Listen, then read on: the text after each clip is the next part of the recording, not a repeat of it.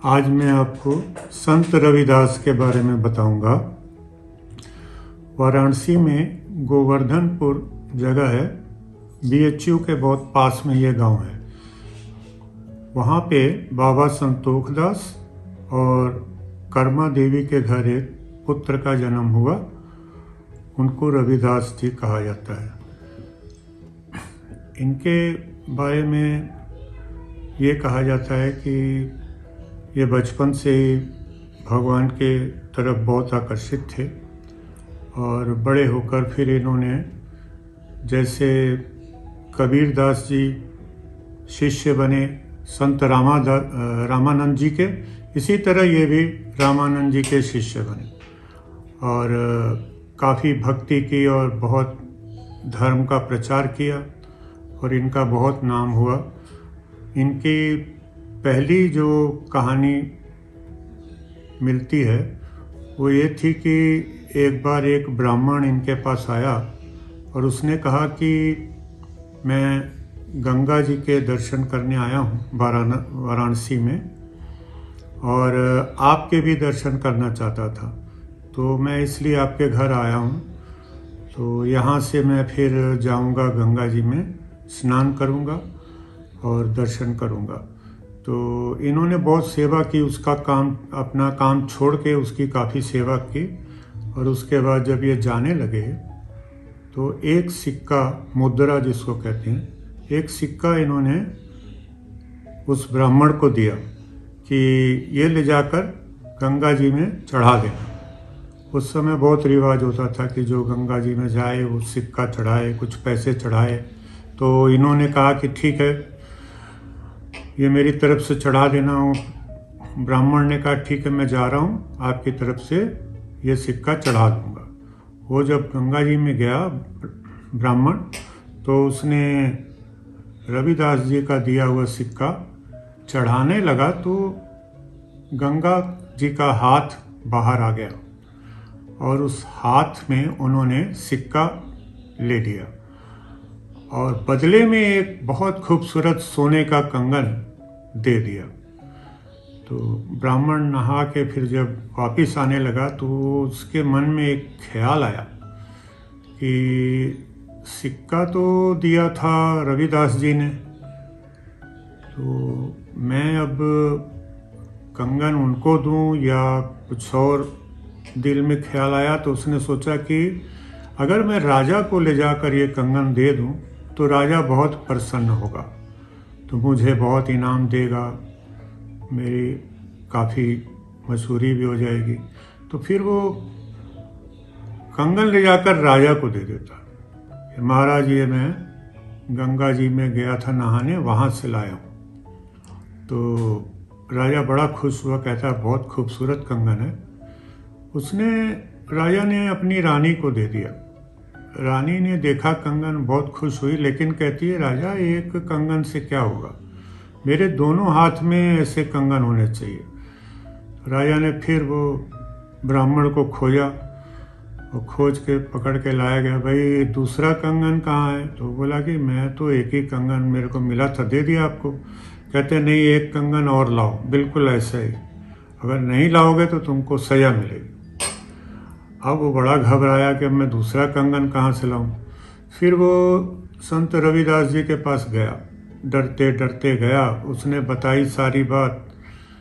पहले तो संत रविदास थोड़े नाराज हुए कि तुमको मेरे पास आना चाहिए था कंगन लेके, मुझे बताना चाहिए था। तुम कंगन चाहे ना देते, मुझे बता तो देते कि गंगा जी ने स्वीकार कर लिया सिक्का और बदले में कंगन दिया। तो तुम्हारी गलती तो बहुत है, लेकिन मैं तुम्हारी मदद करूँगा। तो रविदास जी के पास वो जूते बनाते थे, चमड़े का काम करते थे।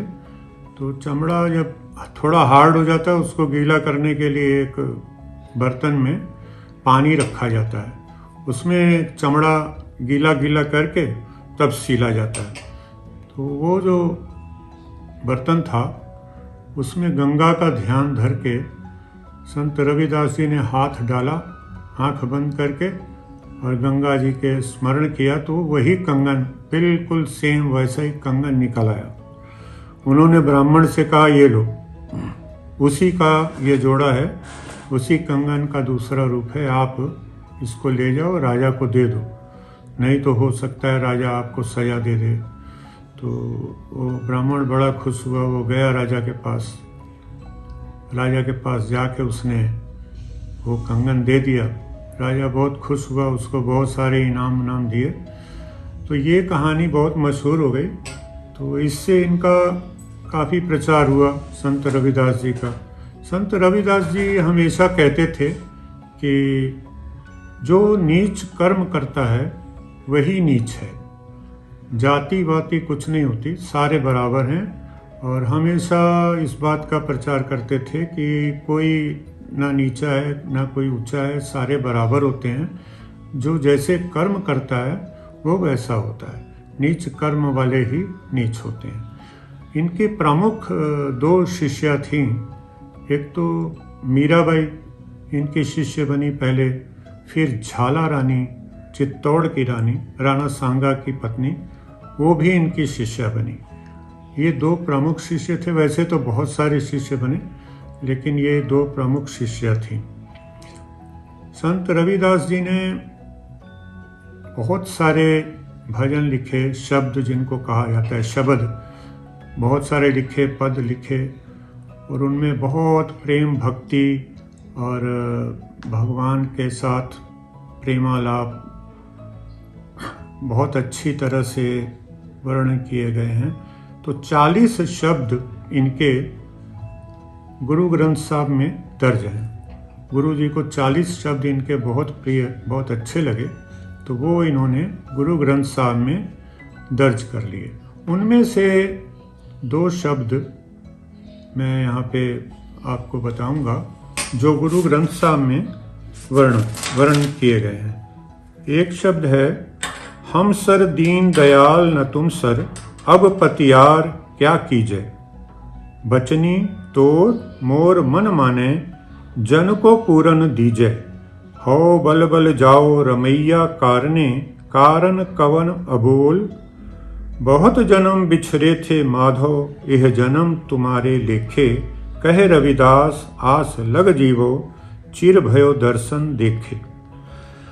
शब्द तो थोड़ा लंबा है, मैं सिर्फ एक लाइन में इसका अर्थ बता देता हूँ कि मेरे जैसा कोई गरीब नहीं है, हे भगवान, मेरे जैसा कोई गरीब नहीं और आपके जैसा कोई दयालु नहीं है। कई जन्मों से मैंने आपका दर्शन नहीं किया, अब आप मुझे दर्शन दे दीजिए। दूसरा शब्द है, जो तुम गिरवर तो हम मोरा, जो तुम चंद हम पए है चकोरा, माधवे तुम ना तोरो तो हम नहीं तोरे, तुम स्यो तोर कवन स्यो जोरे, जो तुम दिवरा तो हम बाती, जो तुम तीरथ तो हम जाती, साची प्रीत हम तुम स्यो जोरी, तुम स्यो जोर अवर संग तोरी, जह जह जाओ तहाँ तेरी सेवा, तुम सो ठाकुर अवर न देवा, तुमरे भजन कटह जम फासा, भगत हेत गावै रविदासा। इसका शॉर्ट में अर्थ है, अगर आप चांद हैं भगवान, अगर आप चांद हैं तो मैं चकोर हूँ, अगर आप दिया हैं तो मैं बत्ती हूँ। मैंने आपसे सच्चा प्रेम किया है, आपके भजन करने से यमदूत का डर भी नहीं लगता है।